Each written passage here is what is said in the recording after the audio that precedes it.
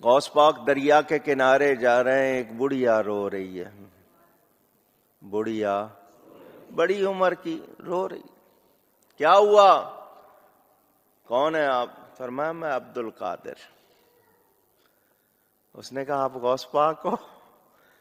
فرمایا ہاں، میں نے اپنا بیٹا دولہا بنایا تھا، اپنا بیٹا میں نے دولہا بنایا تھا، بڑے ارمانوں سے اس کو سجایا تھا، کشتی میں بٹھایا تھا، دلہن لانے کے لیے بھیجا، آیا نہیں، انتظار کر رہی ہوں، برسوں گزر گئے، میرا بیٹا مجھے لا دو، میرا بیٹا مجھے لا دو.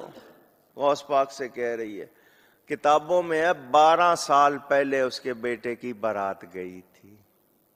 کتنا عرصہ پہلے؟ اونچی ایک بار اور، 12 سال کی ڈوبی ہوئی کی کوئی بوٹی ملنی تھی؟ ماں کہہ رہی ہے لا دو. غوث پاک نے ڈوبی ہوئی بارات واپس لوٹا دی. ڈوبی ہوئی بارات اونچی. کس کس قسم کے جھوٹ یعنی انہوں نے، یعنی وہ جی شیخ عبدالقادر جیلانی رحمۃ اللہ علیہ نے ایک ڈوبی ہوئی بارات جو ہے وہ مرنے کے اتنے سال بعد زندہ کر دی تھی. اللہ کے بندو توبہ کرو. قرآن پاک میں سورہ انبیاء کا پہلا رکوع ہے، 17واں پارہ پہلا صفحہ ہے. نبی صلی اللہ علیہ وآلہ وسلم کو کافر کہتے تھے، تم ہمیں یہ کہتے ہو نا اگلے نبیوں کے یہ معجزے کہ مردہ زندہ کرتے تھے، تم ہمیں مردہ زندہ کر کے بتاؤ پھر نبی مانیں گے. تو اللہ تعالیٰ نے فرمایا کہ ان سے فرما دو کہ معجزات اللہ کے پاس ہے، وہ کوئی معجزہ اس قسم کا نہیں. نبی صلی اللہ علیہ وسلم نے بھی کوئی مردہ نہیں کبھی زندہ کیا. حضرت عیسیٰ علیہ السلام کا قرآن میں ذکر آتا ہے کیونکہ ان کا معجزہ وہ تھا، ہمارے نبی کا معجزہ قرآن ہے، جیسا کہ موسیٰ علیہ السلام کا معجزہ عصا تھا. ویسے آپ صلی اللہ علیہ وسلم کے بہت معجزات ہیں بخاری مسلم میں کہ مبارک انگلیوں سے پانی کے چشمے جاری ہو گئے، مبارک دعا سے چاند 2 ٹکڑے ہو گیا، مبارک پسینے سے خوشبو آتی تھی. یہ معجزات ہیں، مردہ زندہ کرنے والا نہیں ہے. تو یہ بعد کے لوگوں کے بارے میں آپ کلیم کر رہے ہیں کہ انہوں نے مردے زندہ کیے ہیں. آج بھی لیں کسی کو جو کہتا ہے نا مردہ زندہ کر سکتا ہے تو ہم اسے شہید کر دیتے ہیں، اس کی اجازت سے وہ اپنے آپ کو زندہ کر کے بتائے. حضرت عیسیٰ نے بھی جو مردے زندہ کیے ہیں نا، وہ یہ نہیں تھے کہ وہ قبر سے نکال کے چلنا پھرنا شروع کر دیتے تھے. صرف اس وقت چونکہ طب بڑے زور پہ تھی، میڈیکل، تو اللہ تعالیٰ نے ان کی میڈیکل کو فیل کیا کہ کوئی ڈاکٹر کسی مردے کو نہیں زندہ کر سکتا. اللہ نے آیا ہوں میرا نبی اے جیڑا مردہ زندہ کرے گا.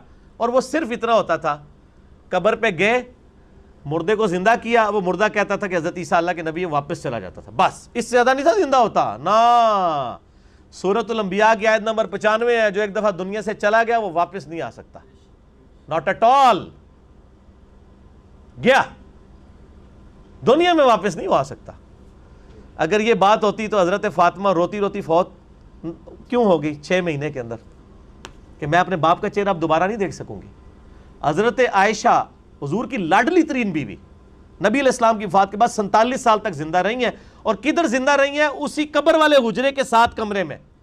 میں کہتا ہوں کوئی ایک روایت دکھا دیں کہ انہوں نے نبی علیہ السلام کی کبھی زیارت کی ہو قبر کے اوپر.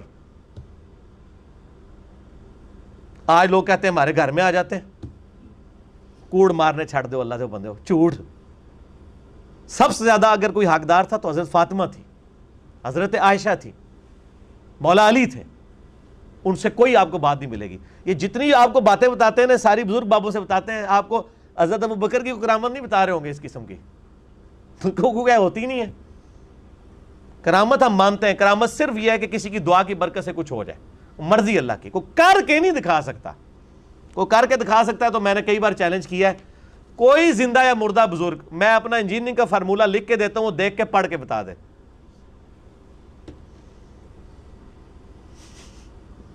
وہ جن کو چیلنج دے رہے ہوتے ہیں وہ کہتے ہیں نہیں یار نہیں پڑھ سکتے ہو. اللہ تو پڑھ سکتا ہے نا. میں اگر کوئی فارمولہ لکھوں اللہ تو پڑھ سکتا ہے نا.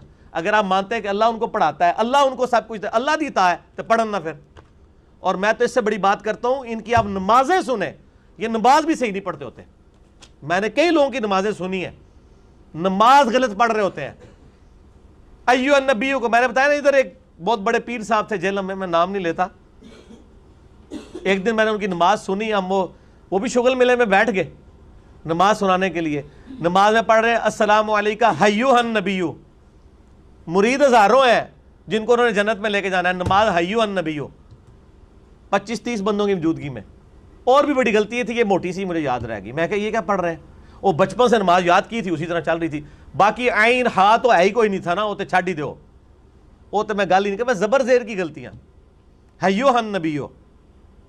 اور یہ وہ ہیں جو کہہ رہے ہیں اسی جناب تہاڈا بیڑا تار دینا. نماز نہیں آتی, دعوے ہیں.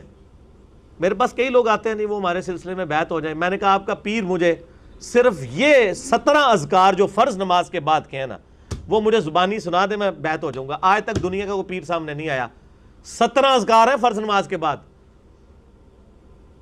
لوگوں کو کتنے آتے ہیں؟ 4 یا 5. آیت الکرسی, تسبیح فاطمہ, اللہ اکبر, استغفر اللہ, اللہم انت السلام. تہاڈی تے گنتی مک جانی ہے 5 تو بعد. اے 17 اذکار لکھے ہوئے گرین کارڈ پہ جو نبی صلی اللہ علیہ وسلم کرتے تھے, دنیا کے کسی پیر کو نہیں آتے ہیں. وہ 24 اذکار بلو کارڈ پہ لکھے ہوئے ہیں جو صبح و شام کے اذکار ہیں نبی علیہ السلام کے. کتنی کتنی مشکل دعائیں ہیں بخاری مسلم میں, کسی پیر کو نہیں آتی ہیں. میں اس سے بڑا چیلنج کہتا ہوں, یہ دیکھ کے پڑھ کے بتا دیں. یہ اتنی مشکل عربی ہے کہ جس نے پہلی دفعہ پڑھی ہو وہ اس کو ایک دفعہ پڑھ کے صحیح پڑھ ہی نہیں سکتا. ابھی تک تو سارے فیل ہوئے ہیں. تو پھر یہ کہنا کہ ہم لوگوں کو نبی علیہ السلام تک پہنچاتے ہیں, اور تسی آپ تے پہنچے کوئی نہیں ہوئے. اللہ دے بندے ہو, نبی علیہ السلام تک وہ پہنچا ہوا ہے جو نبی علیہ السلام کے طریقے پہ ہے, جو آپ نے فرمایا ہے, جو آپ نے وظیفے بتائے ہیں. باقی تو آپ کے خود ساختہ چیزیں ہیں, وہ جس طرح ہندوؤں کے ماننے والے اپنا وہ کرتے ہیں, آپ کے ماننے والے آپ کو سکھا رہے ہیں. نبی علیہ السلام کے ساتھ کوئی تعلق نہیں ہے. نبی صلی اللہ علیہ وسلم جو کچھ دے کے گئے وہ یہ موجود ہے اس میں, وہ اس قرآن کے اندر ہے.